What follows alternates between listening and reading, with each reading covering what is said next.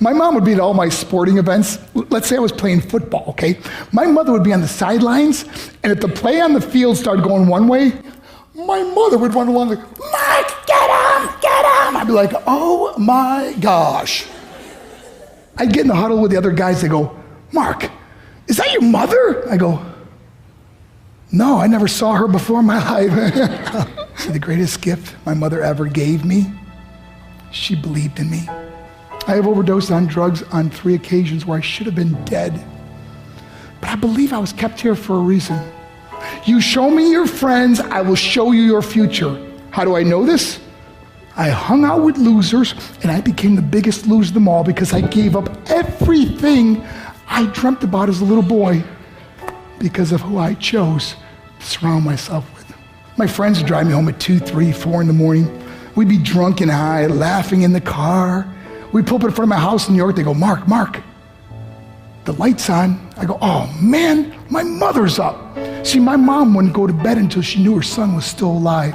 I'd walk in, she'd say, hi, Mark, how was your night? I go, it was good, Mom, I'm just gonna go to bed. She goes, can I talk to you for a minute? I go, Mom, I'm tired, I'm just gonna go to bed. She goes, Mark, I haven't seen you all day and all night. Can I please talk to you? I said, man, just leave me alone. You bug me. I'd slam my bedroom door on the one person who believed in me.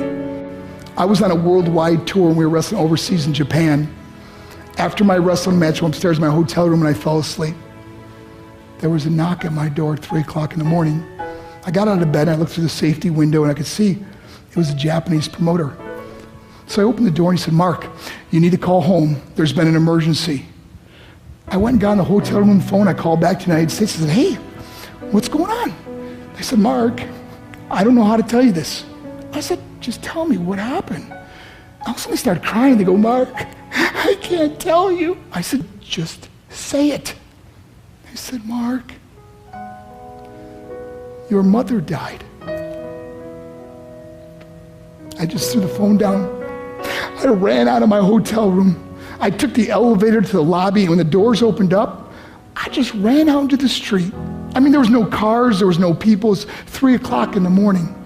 And I walked down the middle of a street in Hiroshima, Japan, and I remember looking up and just saying, Mom, I am so sorry. I flew home for her funeral, and I was so nervous to walk up to her casket, so I just stood way in the back. And I kept looking from a distance. I kept thinking to myself, Mom, please wake up. Please get up. And then I finally got the nerve to walk up to her. And as I got closer, I could see my mom for the first time. I mean, she was so beautiful. She was dressed in white. I mean, she looked like an angel. And I just stood over her and I said, Mom, you are my hero. Everything I am, everything I hope to be was because of you. You loved me so much. You gave me a life. You're the only one that ever believed in me. How did I repay her? By getting drunk, by getting high, by getting stupid, by hanging out with losers? For what? All she ever wanted to do was talk to me. I wish I could talk to you now, Mom. I wish you could see what I'm doing. Why couldn't I have been a better son? We are defined by our choices. But if you surround yourself with people involved in drugs and alcohol and pills, it's a dead end. I'm not here to preach to you. I'm here to tell you I lived that life. It leads to broken hearts, broken relationships, broken dreams, and death. For what? To get high? If you have a mother or a father, when you go home, tell them how much you love them. See, my whole life was about being rich and famous. I had to be a millionaire. I had to win the race. I had to win the race at the expense of my marriage, my family, my friends. For what? To be all alone in the world? I learned what is truly important, and that is how precious this gift of life is, and our families, and how quickly it can be taken away.